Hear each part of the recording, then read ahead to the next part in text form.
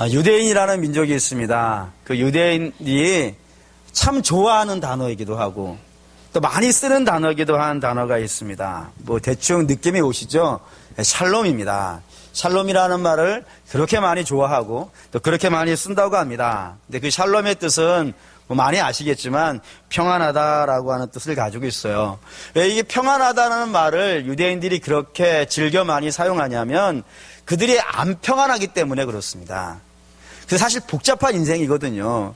주변의 나라들이 너무 센 나라들이고 이 센 나라들은 자기가 가지고 있는 것에 결코 만족하는 나라가 아니라 항상 남의 것을 더 빼앗아 가지고 더 많이 차지해야겠다는 생각을 가진 나라들이 주변에 너무 많은 거예요. 그래서 나라가 한번 일어날 때마다 이스라엘을 침공하니까 어마어마하게 많은 전쟁을 치른 민족이었단 말입니다. 그래서 하루하루가 좀 평안했으면 좋겠다. 하루하루가 좀 안식을 누릴 수 있는 삶을 살았으면 좋겠다라고 하는 마음이 잘 간절하게 표현되어져 있고 그 소망과 바람이 가장 잘 나타난 단어가 이 샬롬이기 때문에 그렇게 좋아한다고 합니다. 그런데요. 그 샬롬을 유대인만 좋아할까요? 그렇지 않죠. 우리도 샬롬 되게 많이 좋아합니다. 샬롬 많이 좋아하는 이유도 사실 좀 비슷해요.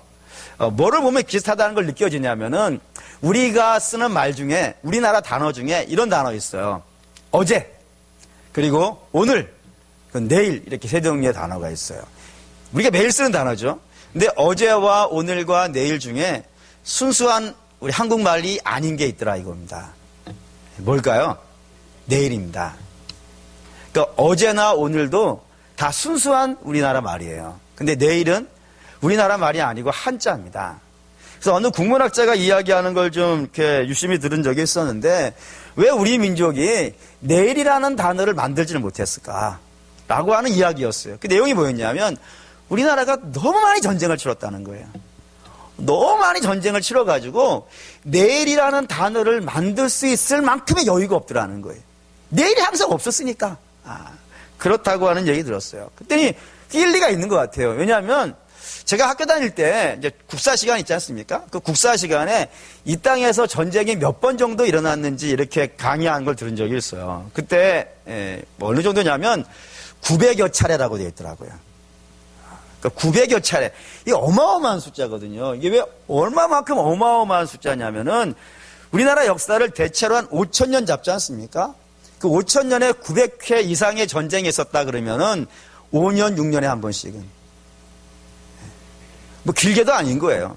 5년, 6년에 한 번씩은 늘 전쟁이 있었던 나라가 바로 이 땅이라 이겁니다. 그렇기 때문에 이 땅에 있는 사람들이 인사도 이렇게 하는 거예요. 안녕하세요라고요. 정확한 플레임으로 얘기한다면 전체로 말한다면 이런 거예요. 밤새 안녕하셨습니까? 왜 밤새 안녕하셨습니까를 물어야 돼요. 밤새 안녕 못하니까 밤새 별일이 다 일어나는 거예요. 그래서 밤새 안녕하십니까로 물어봐야 됐고 아침 인사 중에 이런 것도 있죠. 진지 드셨어요? 왜 그런 걸로 인사를 하는 거예요? 못 먹을 일이 많은 거예요. 그리고 헤어질 때도 뭐라고 인사해요? 안녕히 계세요. 얼마나 안녕할 일이 없으면 그러겠어요. 그냥 외국처럼 굿모닝 하면 끝나지 않겠습니까? 근데 그런 날이 많지가 않은 거예요. 밤새 안녕 못한 날이 많고 아침 못 먹을 날이 많고 전쟁에 시달리고 학정에 시달리고 폭거에 시달리고 그런 일들이 인생에 참 많았었기 때문에 인사를 그렇게 하면서 서로가 서로에게 평안을 빌어주더라 이겁니다. 그렇습니다. 그 정도라는 거예요. 그 정도로 많이 시달린 민족이기 때문에 우리도 서로 이렇게 안부를 물으면서 평안을 기원해주고 또 바라고 온다 이겁니다. 근데 뭐 유대인과 한국만 그러겠어요. 사실은 온 세계 모든 민족이 어느 시대에 살고 있든지 어느 민족이든지 어느 피부 색깔을 가지고 있든지 다 그들의 유일한 소망이 있다면 오늘 하루를요 평안하게 살아보는 것. 뭐 그게 소망일 겁니다. 그 정도로 평안은 많이 강구하는 것이고 많이 바라는 것이고 많이 소망하는 겁니다. 근데 그렇게 많이 바라고 많이 소망하고 많이 기다리는데 실제로 평안을 누릴까요? 못 누릴까요? 이게 잘 못 누리더라 이겁니다.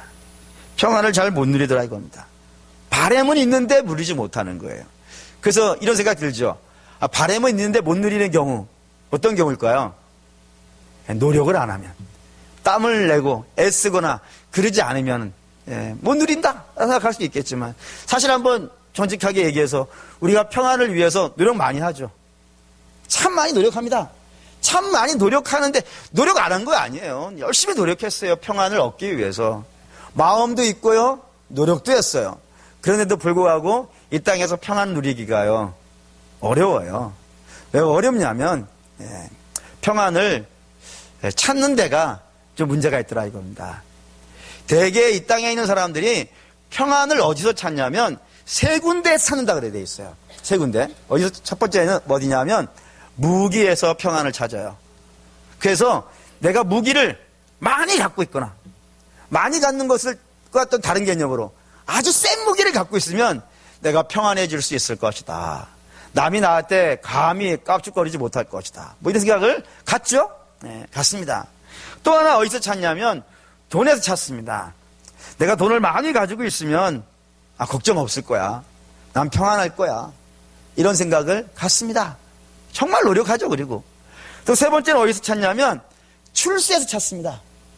내가 남들보다 높아지면, 남들이 감히 이렇게 내려다볼 수 없는 그런 자리까지 내가 올라가면 나를 공격하지도 못할 것이고 나는 평안할 수 있을 것이라고 그렇게 생각을 합니다. 그래서 이것들을 얻기 위해서 정말 부지런히 노력하고 밤잠 안 자고 일하고 애쓰는 것, 우리가 이제 늘 주변에서 보는 이야기라 이겁니다. 그런데 그렇게 되어졌을 때, 저런 것들을 가졌을 때 정말로 평안할까요? 이게 평안이 안 된다는 것은 우리가 당장 조금만 생각해 봐도 알아요. 예를 든다면 무기가 이 땅에 평화를 준다라고 생각한다면은 세상에서 제일 편안한 나라는 어디여야 되냐면 미국이어야 돼요. 미국만큼 무기를 많이 가진 나라가 또 있을까요? 또 미국만큼 최신식 무기를 가진 나라가 또 있을까요? 또 미국만큼 강력한 무기를 갖고 있는 나라가 있을까요? 뭐 없죠. 뭐 미국이 사실은 힘으로 말하거나 무기로 말한다 그러면 세계 제일 짱이에요. 그런데 미국은 안 편안합니다. 미국만큼 두려움이 많은 나라도 없다라 그래요. 왜 그러냐면 이런 두려움이 있대요. 남들이 나보다 더 무기를 많이 가지면 어떡하는가? 남들이 더 신식 무기를 갖고 있으면 어떡하는가? 남들이 우리만 갖고 있어야지, 남들이 뭐 대량 살상 무기를 갖고 있으면 어떡하는가? 우리는 갖고 있어도 괜찮고 남은 갖고 있으면 안 불안한 그런 나라가 미국이라고 하더라고요. 또 뿐만 아니라 이런 것도 있죠. 많은 무기를 갖고 있음에도 불구하고 자국에서 일어나는 테러가 그렇게 겁나는 나라. 그래가지고 그 땅에 들어오는 사람이면 누구나 심한, 어느 나라에, 우리나라는 뭐 이미그레이션 지나갔더니 그냥 쓱쓱 지나가잖아요. 근데 그 나라는 그렇게 통과가 안 된다면서요. 막 엄청나게 세게 하고 뭐 어쩌면 앉았다 일어났다 시키고 막 그런다 하지 않습니까? 그 정도로 애쓴다 이거예요. 두려워서 그래요. 겁나는 문제가 있다 이겁니다. 무기를 많이 갖고 있어도 두려움은 마찬가지라 이거예요. 또 뿐만 아니라 돈이나 출세를 하면은 정말로 평안할 수 있을까요? 근데 그렇지 않아요.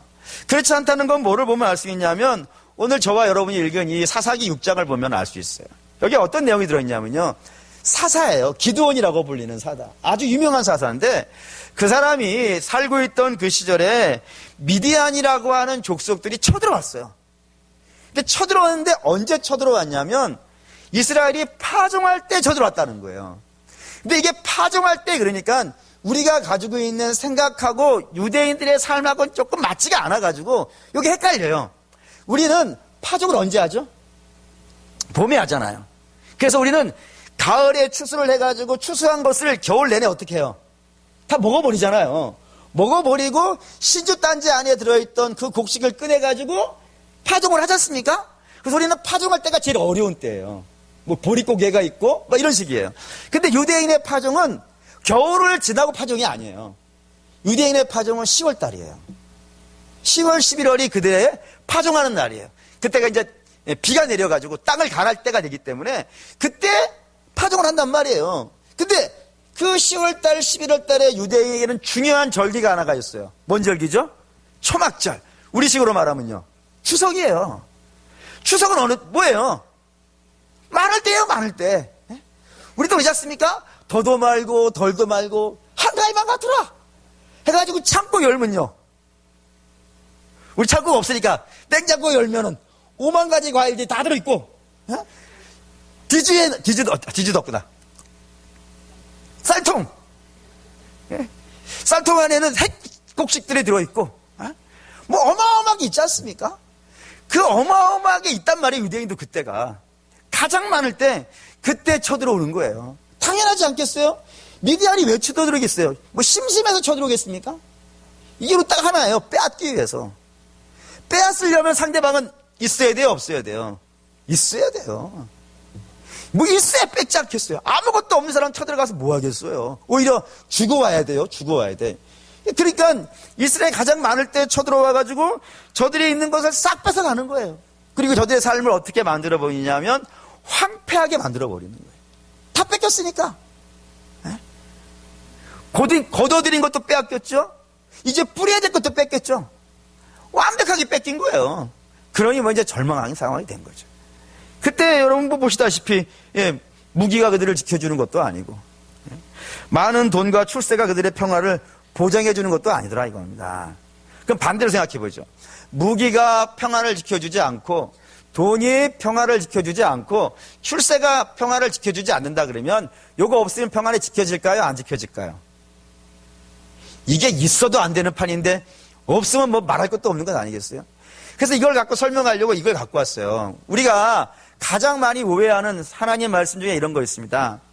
주께서 부자에게 하신 말씀이에요. 뭐라고 얘기하셨냐면 야 부자가 천국에 들어가기가 어찌나 어려운지 낙타가 바늘기에 들어간 게 낫겠다라고 하는 말씀이 있어요. 이거를 어떤 분이 이야기를 하는데 이렇게 얘기하는 거예요. 부자는 천국에서 멀고 가난한 자는요 천국에 가깝기 때문에 이렇게 말씀하신 거라고 이야기하는 분이 있던데 그거 택도 없는 소리예요. 이게 무슨 개념으로 성경이 이해한 것이냐면 당시에 예수님 당시에 바리새인들과 유대인들이 가지고 있는 중요한 특징이 하나가 있었어요. 생각의 특징이 하나가 있는 거예요. 그게 뭐냐면 내가 받아서 누리는 것은 예를 들어 부든지 지식이든지 내가 뭐 능력이든지 있지 않습니까? 그런 게 왜 내게 생긴 거예요?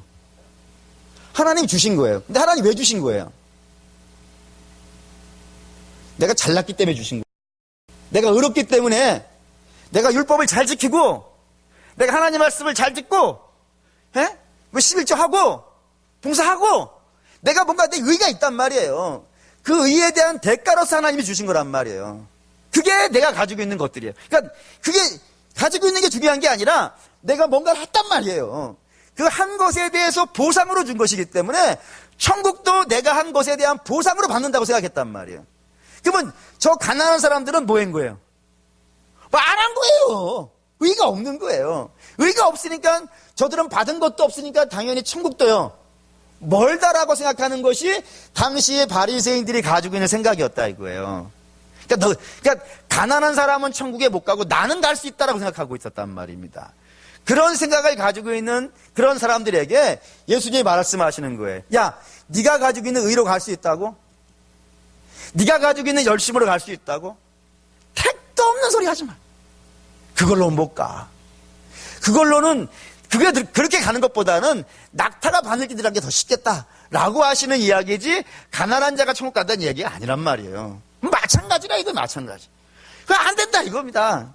그런 걸로는 안 된다는 거예요. 그러니까 내가 무기를 많이 가지고 있어서 평안한 건 아니고 그렇다고 무기가 없다고 평안한 것도 아니고 내가 출세했다고 평안한 것도 아니고 내가 출세 못했다고 평안하지 않은 것도 아니고 내가 돈을 많이 가지고 있다고 해서 평안한 것도 아니고 돈이 없다 그래서 평화가 없는 것도 아니라 이거예요. 왜요? 평화는 거기 안 걸려 있으니까 그런 거예요. 그런 조건이 안 걸려 있다고요. 평안이라는 것은 이 땅의 조건과 상황들이 내게 주는 게 아니에요. 또 뿐만 아니라 이 땅의 조건과 상황이 내게 평안을 주는 것이 아닌 것과 마찬가지로 내가 평안을 심을 수도 없어요. 만들어낼 수도 없고 창조할 힘도 우리에게는 없어요. 그러니까 평안은요 내가 만들어낼 수 있는 것도 아니고 내 주변의 환경이 나한테 줄 수 있는 것도 아니고 오직 평안이라는 것은 그런 것에 의해서 생기는 것이 아니라 딱 한 군데에서 생긴다 이거예요. 거기 어디예요? 한 성경 읽겠습니다. 신명기 12장 10절 읽겠습니다. 너희가 요단을 건너 너희 하나님 여호와께서 너희에게 기업으로 주시는 땅에 거주하게 될 때, 또는 여호와께서 너희에게 너희 주위의 모든 대적을 이기게 하시고 너희에게 안식을 주사 너희를 평안히 거주하게 하실 때에. 여기에 안식을 줘서 평안을 누리게 하는 건 누가 하는 거예요? 하나님이 하신다. 전지전능하신 하나님, 그 하나님, 이 온 천지를 만드시고 이 역사를 주관하시며 이 세계를 마지막에 끝내실 수 있는 그분이 평안의 주인인 거예요. 그래서 그분이 평안을 줄 수 있어요. 그래서 하나님의 이름이 여기서 나온 거예요. 하나님 어떤 분이라고요? 여호와 샬롬이라고. 그분이 평화를 주시는 분이라고. 그분이 평화의 주인이고, 그분이 안식의 주인이고, 그분이 안식을 주시면요, 그 안식을 받은 사람은 누구나 안식해질 수 있어요. 그분이 평안을 주시면요, 그 사람이 어떠한 환경과 어떠한 상황에 있어도 그 사람은 평안을 누려요. 다시 말하면 그가, 하나님이 배부른 사람에게 평안을 주시면요, 그는 평안을 누려요.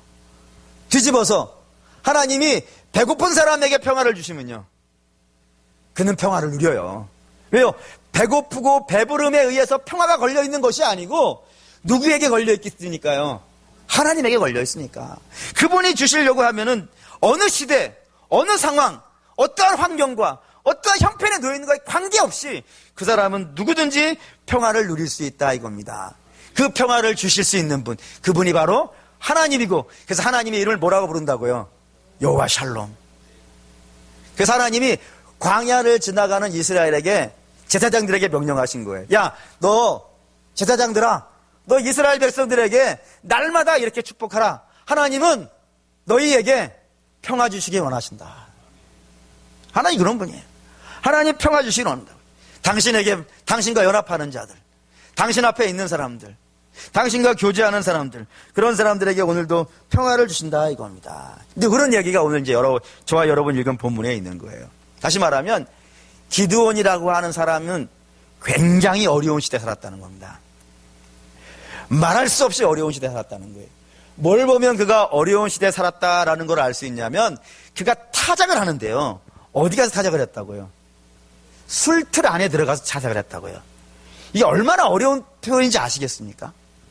원래 타작이라고 하는 것은, 곡식 타작은 어디서 해야 되는 거예요?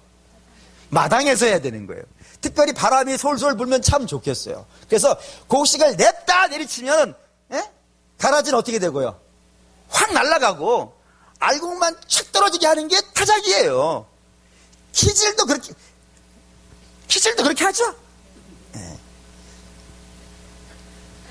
사실은 키질을 못 봤는데 이렇게 설교할 게 참 죄송합니다. 하지만 그냥 느낌은 다 알지 않습니까?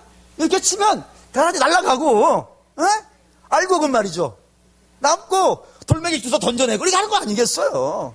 그게 타작이, 그렇게 넓은 데서, 바람 부는 데서 해야 되는 걸 알고요. 근데 기드온은 어디 가서 했다고요? 술틀에 앉아서. 술틀은 어마어마하게 넓을 수가 없어요.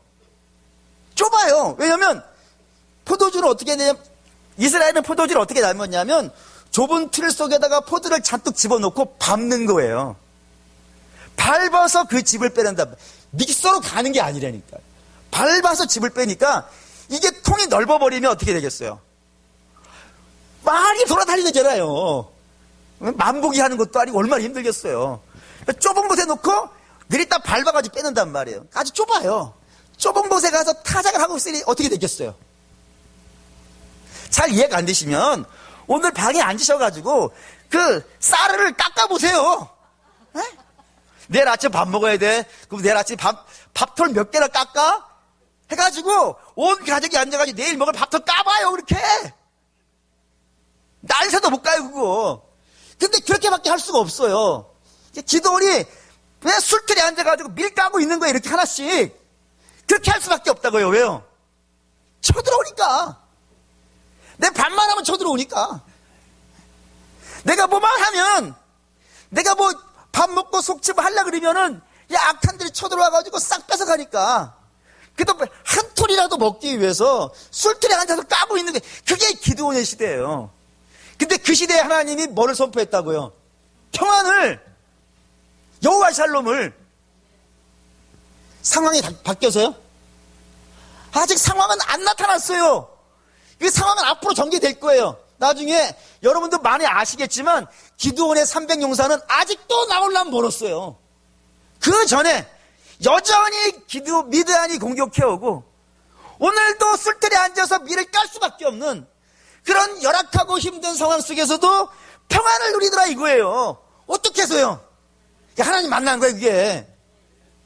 하나님 만나고 하나님과 교제하고 하나님 예배하고 하나님의 말씀이 내게 오고 그분이 나를 만지셔 주시고 그러니까 그의 삶에 평안이 나타나고 그의 삶에 기쁨이 있더라 이거예요. 그래요. 하나님 평안을 주시는 분인데 누구에게 주시는 거예요? 당신과 연결되어져 있는 자들, 당신의 자녀된 자들, 그런 자들에게 하나님께서 오늘도 평안을 주신다 이겁니다. 근데 문제가 있는 거예요. 여기에 문제가 있는 거예요. 그러니까 평안하는 것은 세상에서 만날 수 있는 것이 아니라 오직 하나님과 연합된 자에게 오는 것이라고 말씀을 드렸는데, 그러면 이 땅에 있는 사람이 하나님과 연합이 가능하겠냐 이거예요. 하나님 만나야 된다면서요. 하나님과 연합돼야 평안이 있다면서요. 근데 우리가 하나님과 연합이 가능하냐 이거예요. 결론부터 말씀드린다 그러면 이게 불가능하다 이겁니다. 하나님 만날 수도 없고 하나님과 연합할 수도 없어요. 마치 이런 겁니다. 빛과 어둠이 한 자리에 있을 수 없듯이 죄인과 하나님도요 같이 있을 수가 없는 거예요. 그걸 가장 잘 보여주는 성경이 출애굽기예요. 하나님이 이스라엘 진에 내려가시기로 하셨어요. 모세에게 말씀하셨어요. 야, 내가 이스라엘 진 속에 내려갈 거야. 그래서 내가 너희에게 율법을 줄 거야. 시내산에 내가 임할 거야 라고 말씀하시면서 시내산에 하나님께서 임하실 텐데 그 임하시기 전에 너희가 반드시 지켜야 될 조건 하나 다셨어요. 그 조건이 뭐죠? 시내산에 오지 말라 이거예요. 나는 여기 시내산에 임할 거예요. 근데 이스라엘은 절대로 이 시내산 근처에 얼씬도 거리지 말라 이거예요. 왜요? 하나님 이렇게 말씀하셨어요. 나는 공격하는 자라 이거예요. 뭐에 대해서요? 죄에 대해서. 당신은 죄에 대해서 공격하는 자예요. 하나님은 조그만한 죄도 용납이 안 되시는 분이에요. 간혹 어떤 분이 질문을 하세요. 아담이 에덴에서 선악과 따먹은 것이 그렇게 심한 잘못인가요? 하고요. 여러분 어떻게 생각하세요? 그렇게 심한 잘못인가요? 근데 하나님 심하지 않죠? 솔직히 말하면 우리가 짓는 죄에 비해서는 아담이 지은 죄는요 사실 별거 아니잖아요. 근데 하나님은 그걸 견디시지 못하시는 분인 거예요. 그럼 당연히 우리도요. 우리 어떻게 견디시겠어요? 그래서 이러시는 거예요. 출애굽하면서 시내산에 임하시면서 가까이 오지 마라. 내가 너 죽일 것 같다. 이걸 알기 때문에 성경에 나오는 모든 사람들, 특별히 하나님을 만난 사람들이 공통적으로 하는 반응이 있어요. 하나님 만난 자들. 예를 들면 하나님을 만난 자 중에 이사야라고 하는 예언자가 있습니다. 제사장인데 아주 유명한, 학문적으로나 신앙적으로나 매우 깊이가 있는 그런 분이 이사야예요. 그 이사야가 이사야 6장에서 하나님 만났어요. 하나님 만나자마자 이사야가 제일 먼저 한 반응이 뭔지 아세요? 화로다. 나 죽게 되었다 이거예요. 죄인이 하나님 만났다 이거예요. 어떻게 사냐? 이런 탄식부터 나오는 거예요. 그럼 베드로도 그렇습니다. 베드로도 주님을 만났어요. 주님을 만나고 나서 제일 먼저 한 말이 뭐였냐면 이거예요. 주님, 나를 떠나시옵소서. 내가 죄인입니다. 같이 있을 수가 없는 거예요. 오늘 기드온도 마찬가지라 이겁니다. 기드온이 앞에 주님 만나고 이렇게 했는데 그때까지만 해도 기드온은 당신 앞에 임한 분이 하나님이라는 사실을 몰랐어요.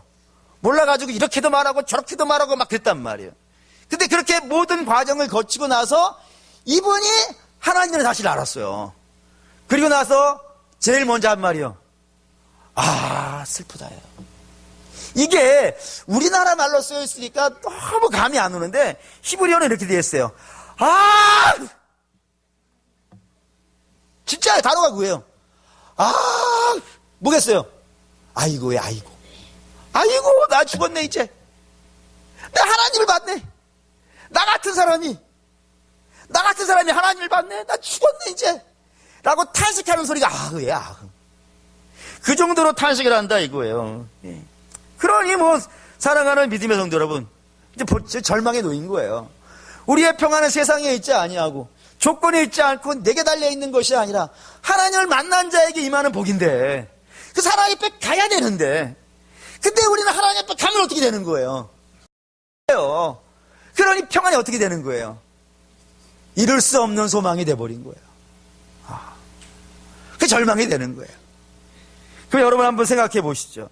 우리의 평안은 마음의 소원으로는 가질 수 있지만 결코 이룰 수 없는 그림의 떡 같은 것일까요? 그게 아니라는 말이 복음인 거예요. 거기에서 복음이 등장하는 거예요. 복음은 이런 거예요. 우리가 죄인이 하나님을 만났는데 안 죽었다 이거예요. 이보다 더 큰 복음이 있어요? 뭐를 복음이라고 하시는 거예요? 내가 예수 믿고 출세한 게 복음이에요? 그 복음도 아니에요. 그거는 우리가 진짜 복음은 내가 하나님과 연합되었는데 내가 안 죽었다 이거예요. 저는요 교회가 날아갈 줄 알았어요. 이 순간에 진짜요. 이게 가장 큰 복음이라 이거예요. 다 죽는데 안 죽었다 이거예요. 이게 안 죽으려면 뭐가 있어야 되는 줄 아십니까? 요한복음 3장 16절이에요. 한번 암송해 볼까요? 하나님이 세상을 이처럼 사랑하사 독생자를 주셨으니 이는 저를 믿는 자마다 멸망치 않고 영생을 얻게 하려 하십니다. 멸망하지 않고 영생을 얻는 방법이라고요. 그게 어떻게 되냐 이거 어떻게? 그 복음이 어떻게 임한 거예요? 오늘 성경은 이런 식으로 설명을 해요. 이사야가 아까 하나님 만났는데 안 죽었다 그랬죠. 어떻게 해서 안 죽은 거예요? 화로다. 죄인이 하나님 만났다. 난 죽었네 라고 하고 있을 때 하나님이 제단에서 숯불을 가져다가요. 그의 입술에 딱 대주면서 네 죄사함을 받았다라고 했단 말이에요. 이게 무슨 뜻이죠? 이게 이런 의미예요. 그 숯불은 어디에 있던 거예요? 제단에 있던 거예요. 그 제단은 무슨 제단이에요? 번제단이라고 하는 거예요. 그 번제단이라고 하는 것은 뭐 하는 곳이냐면 고기를 태우는 곳입니다. 고기를 태우는 거예요. 그러면 그 번제단 위에 올려져 있는 고기는 왜 올려져 있는 거예요? 우리 주님께서 고기를 좋아하시니까 1번. 그럼 어떤 고기를 좋아하신 거예요? 그런 의미가 아니라는 거 금방 느끼시겠죠? 그 고기는 하나님이 고기를 좋아하셔서 올려놓은 것이 아니고 로스구이 하려고 올려놓은 것이 아니고 어떻게 하려고요? 싹 다 태워버리려고. 왜요? 그게 누구니까? 쉽게 이스라엘이에요. 이스라엘. 이스라엘이 올라갈 수 없잖아요. 거기에 불 위에. 그래서 이스라엘 대신에 고기를 올려놓은 거예요. 그리고 불은 뭐겠어요? 하나님의 진노예요. 이 진노가 원래는 어디로 나가야 되는 거예요? 이스라엘로 나가야 되는 거예요. 근데 하나님이 이스라엘로 못 나가게 하기 위해서 뭐를 씌워버린 거예요? 놋으로 씌워버린 거예요. 그게 번제단이에요. 어디로만 가라고? 그 고기로만 가라고. 그래서 고기를 태워버리는 거예요. 그러니까 하나님의 진노가 어디에 임한 거예요? 이스라엘 진에 임한 것이 아니라 그 고기에 임해버린 거예요. 그 고기가 막 지글지글 타지 않겠습니까? 그 타면서 그 기름이 어떻게 되는 거예요? 밑으로 떨어지겠죠? 네? 기름이 밑으로 떨어질 거예요? 그 밑으로 떨어진 기름은 어디에 묻어있겠겠어요? 그쵸, 숯불에 묻어있을 거 아니겠어요? 오늘 이해가 안 되시면 가보시라 이거예요. 기름에, 그 숯불에 기름이 다 떨어진단 말이에요. 그러면 그 숯불을 가져왔다면 그 숯불 주변에는 뭐가 묻어 있는 거예요? 기름. 하나님의 진노로 죽어버린 기름. 그 기름을 대주는 거예요. 그러자 이스라엘 죄가 사라지더라 이거예요. 이게 오늘 기드온 이야기 똑같은 말입니다. 볼까요? 사사기 6장 21절 읽겠습니다. 여호와의 사자가 손에 잡은 지팡이 끝을 내밀어 고기와 무교병에 대니 불이 바위에서 나와 고기와 무교병을 살랐고 여호와의 사자는 떠나서 보이지 아니한지라. 불이 어디에 붙었다고요? 고기와 무교병. 고기와 무교병은 성경을 조금 읽으신 분은 이게 뭔지 금방 알아요. 뭐냐면 이게 유월절 제물이에요. 유월절 제물. 혹시 뭐 대부분의 많은 분들이 유월절이 어떤 제사인지는 알겠지만 제가 옛날에 몰랐었기 때문에 저는 옛날에 6월절은 6월달에 드리기 때문에 6월절인 줄 알았어요. 근데 뭐 혹시 그런 분이 혹시 있을 수 있으니까 유월절이라고 하는 절기는 6월달에 드리는 절기가 아니라 넘어간다라는 뜻이에요. 영어로는 패스오버라 그래요. 넘어간다 이거. 담을 넘어간다라는 뜻을 가지고 있어요. 왜 이 담을 넘어가는 거냐면 이런 겁니다. 6월절을 잠깐 설명해 드리려면 이게 출애굽과 관련된 건데, 출애굽하기 전에 이스라엘이 애굽에서 나오기 전에 살던 삶은 종된 삶이었고요. 그 종된 삶은요, 대단히 고통스러웠어요. 그 대단히 고통스러웠음을 상징하는 것이 무교병이에요. 무교병은 누룩이 안 들어간 빵이에요. 그러니 맛이 어떻겠어요? 맛이 없어요. 그리고 딱딱해요. 그걸 먹는 거예요. 그게 우리의 삶이라 이거예요. 우리식으로 말하면 눈물 젖은 빵. 그게 무교병이에요. 그게 이스라엘 삶이에요. 그런데 그래서 하나님께서 이 눈물 젖은 빵을 매일같이 먹고 있는 유대인들을 불러내시기 위해서 모세를 보내셨어요. 그래서 바로에게 가서, 모세야, 너 바로에게 가서 내 백성 내놔라고 해라. 라고 명하라 라고 했어요. 그래서 모세가 바로에게 가죠. 바로에게 가서 하나님 백성 내놓으라고 하신다. 당신 내놓으시오 라고 얘기했단 말이에요. 그러자 바로가 네, 하나님이 달라면 드려야죠 해가지고 내놨어요? 안 내놨어요. 끈질기게 고집을 부리면서 안 내놓는 거예요. 그래서 하나님이 재앙을 내리시기 시작했어요. 그 재앙이 몇 가지예요? 10가지 재앙을 내렸는데 그 마지막 재앙과 관련되어 있어요. 마지막 재앙은 어떤 거예요? 장자를 죽이는 거예요. 어떤 장자예요? 짐승에서부터 바로에게까지. 이집트인 정도가 아니라 짐승에서부터 바로의 아들까지 라고 말하면은 그 땅에 살고 있는 코로 숨을 쉬는 모든 자의 장자는 그날 죽는 거예요. 당연히 이스라엘도 예외가 되겠어요? 안 되겠어요? 안 되는 거예요. 이스라엘도 애굽에 살고 있으니까 당연히 그들도 그날 밤에 죽을 거예요. 그래서 죽음의 사신이 애굽을 치는 거예요. 그래서 모든 짐승에서부터 바로의 고관대작, 에집트의 대국이니까 거기 에집트 사람만 살았겠습니까? 아프리카에서 온 사람들, 중동에서 온 사람들, 유럽에서 온 사람들, 각종 사람들이 다 살았을 거 아니겠어요? 그들이 다 죽어나가는 거예요, 그날 밤에. 당연히 죽음의 사신이 어디도 갔을 거예요. 이스라엘 집도 갔어요. 갔는데 죽이려고 간 거란 말이에요.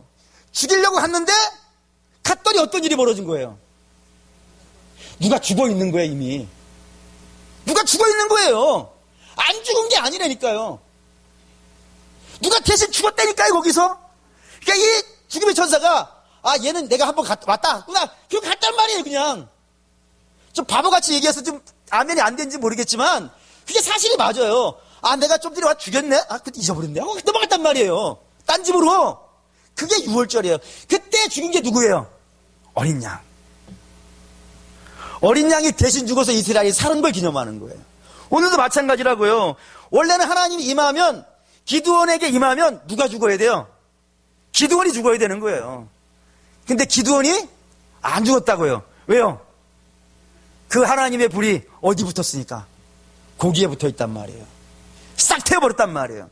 하나님 진노가 얼마나 강렬한지 아시겠죠? 죄인을 향한 하나님의 진노는 조금 더 남길 게 없어요. 그냥 싹 태워버리는 거예요. 그 정도로 강렬한 진노가 고기에게 붙어버렸다 이거예요. 그리고 기드온이 살았고 그 기드온이 살면서 하나님과 연합됐단 말입니다. 그리고 그에게는요, 하나님의 평안이 임하는 거예요. 그래서 제단을 쌓는 거예요. 여호와 샬롬. 내가 여기서 샬롬을 받다 이거예요. 내가 하나님을 보고도 죽지 않는 이 샬롬을 받다 이거예요. 그게 여호와 샬롬이라 이겁니다. 근데 여러분, 여기에 놀라운 소식이 하나가 붙어요. 구약에는 누가 죽었다고요? 짐승이 죽었어요. 짐승이 죽었는데 짐승이 죽은 것으로 용서함이 있어요, 없어요? 있어요. 볼까요? 히브리서 9장 13절에서 14절 읽겠습니다. 염소와 황소의 피와 및 암송아지의 죄를 부정한 자에게 뿌려 그 육체를 정결하게 하여 거룩하게 하거든. 하물며 영원하신 성령으로 말미암아 흠없는 자기를 하나님께 드린 그리스도의 피가 어찌 너희 양심을 죽은 행실에서 깨끗하게 하고 살아계신 하나님을 섬기게 하지 못하겠느냐. 구약의 제사와 신약의 제사를 비교하는 거예요. 이렇게 돼 있어요. 구약의 제사는 누가 죽어요? 짐승이 죽어요. 짐승이 죽었는데 죄사함이 있어요, 없어요? 있어요. 근데 그 죄사함이 어떻다는 거예요? 문제는 일시적이라는 거예요. 그래서 아침에 들어와서 양 잡으면 제사함 받았어요.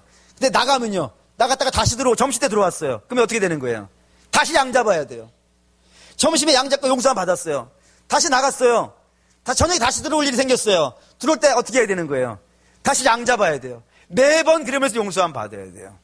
근데 신약의 제사는 놀라운 제사가 있더라는 겁니다. 어떤 제사냐면 한 번으로 끝나는 제사. 다시는 그 제사를 안 드려도 되는 제사. 영원한 제사. 그런 제사가 있더라 이거예요. 누가 드렸으니까요? 예, 예수님이. 하나님 아들이 자기의 피를 갖고 한 번에 영원히 없어지지 않는 그런 제사를 드렸다 이겁니다. 그래서 짐승의 제사도 용서만을 받는데 그리스도가 자기의 몸을 갖고 드린 제사가 왜 어찌 용서함이 없겠냐 이거예요. 그 용서함은 더 놀라운 힘이 있어서 어떻게 된다고요? 영원히 드려지는 제사라고. 그 놀라운 역사가 이 신약에 와서 드려졌다 이겁니다. 그래서 예수님의 피의 능력은 놀라운 거예요. 주의 보혈 능력이 있도다. 주의 보혈 능력이 있다고 하잖아요. 어떤 능력이냐면 빛과 어둠이 같은 자리에 있게 되는 거예요. 하나님과 우리가요. 원수였던 하나님과 우리가 아담의 죄도 용납하시지 못해서 에덴에 쫓아내셨다는 분이 그보다 더 큰 죄를 지은 우리를 용서하시고 당신의 몸에다가 붙이시고 그 붙이신 다음에 어떻게 하시는 거예요? 열매가 열리게 하신다니까요. 그 평안의 열매가 거기 있어요. 화평의 그 열매 중에 화평이 있지 않습니까? 성령의 9가지 열매 중에서요. 그런 화평의 열매가 주렁주렁 열리게 하더라 이겁니다. 그게 주의 보혈의 능력이에요. 그래서 우리가 평안을 맛보는 곳 거기 어디라는 거예요? 주의 보혈 아래에서만. 아무 데서는 안 되는 거예요. 여러분이 어떠한 형편과 어떠한 상황과 어떠한 시대와 어떠한 여건에 있는 거에 관계없이 여러분들이 주의 보혈 아래에 있으면 그곳에서 하나님의 신령한 평안을 세상에 맛보지도 못하고 경험해보지도 못하고 알지 못하는 평안이 임한다 이거예요. 그래서 믿음의 수많은 지견들이 이렇게 얘기했어요. 감옥에 있어도 평안을 누리고요. 이거 볼까요? 요한복음 14장 27절 읽겠습니다. 평안을 너희에게 끼치노니 곧 나의 평안을 너희에게 주노라. 내가 너희에게 주는 것은 세상이 주는 것과 같이 아니하니라. 너희는 마음에 근심하지도 말고 두려워하지도 말라. 하나님 우리에게 평화 주시기 원하시는 분인데 우리가 그 평안을 받을 만한 사람이 아닌 거예요. 왜요? 죄인이니까. 그래서 평안을 주시기 위해서는 뭐부터 해결해야 되는 거예요? 죄부터 해결하시기 위해서 당신의 아들을 죽이시고 그 죄를 사하신 다음에 당신의 몸에다가요 쫙 갖다가 연합시키시는 거예요. 그리고 우리의 삶에 열매가 나타나도록 평화의 열매가 나타나도록 하신다 이겁니다. 그리고 그 평화의 열매는 세상의 조건에서부터 온 것이 아니니까 설상이 바뀌고 상황이 바뀐다 하더라도 그 평안을 빼앗아 갈 수 있는 것이요 없는 거예요. 그렇지 않습니까? 돈이 준 평안은 돈 없어지면요 없어지는 거예요. 그런 평안 말고 여러분 이 땅은 영원히 있는 것 하나도 없다 그랬어요. 그런데 매여 있으면 우리는 늘 굶주릴 수밖에 없고 늘 평화를 맛볼 수 없어요. 근데 오직 거기서만 평화가 있냐면 예수의 보혈 아래서 평화를 누린다 이겁니다.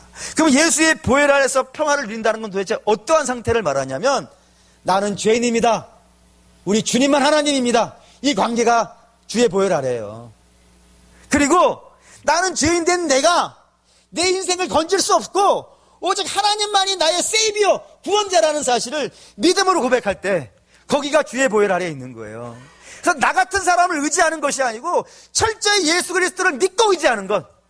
비록 내가 상황이 어렵고 힘들지만 그래도 우리 주님이 나와 함께 하시니까 내 모든 염려는 다 주님께 맡깁니다. 주님 맡아주시고 나는 오직 주의 보혈 아래에서 주만 바라봅니다. 그 상태가 주의 보혈 아래에 있는 거예요. 그러니까 사랑하는 우리 믿음의 성도 여러분, 물론 우리가 이 땅에 살아야 됩니다. 살아야 되기 때문에 일도 하셔야 되고 이왕이면 좀 높이 올라가실 필요도 있고 근데 뭐 무기도 있으면 있어야 될 필요도 있어요. 근데 거기에서 우리의 평화가 온다라고 생각하지 마시고 우리의 평화는 오직 주님이 나의 평안이십니다. 주여 나에게 평안을 주시고 내가 눈을 돌아가서 딴 데를 보지 않게 하시고 오직 주만 바라보게 하시고 비록 내가 지금 어렵고 힘든 자리에 있지만 이곳에서도 주님의 역사가 나타날 줄 믿습니다. 기다립니다. 주 역사하여 주십시오. 라는 믿음의 고백이 있으면 사랑하는 믿음의 성도 여러분, 여러분의 있는 모든 자리가 주님의 화평의 자리가 될 것이고 능력의 자리가 되어져서 베드로가 감옥에 있었지만 발로 차와 깨울 수밖에 없을 만큼 대자로 뻗어자듯이 여러분에게도 바라는데, 이 연말이, 그리고요 2019년이 누가 흔들어 와서 흔들어도 그때 겨우 일어날 만큼 깊은 잠과 안식과 평안이 있는 그런 2018년 말과 2019년이 되시기를 주의 이름으로 축원합니다.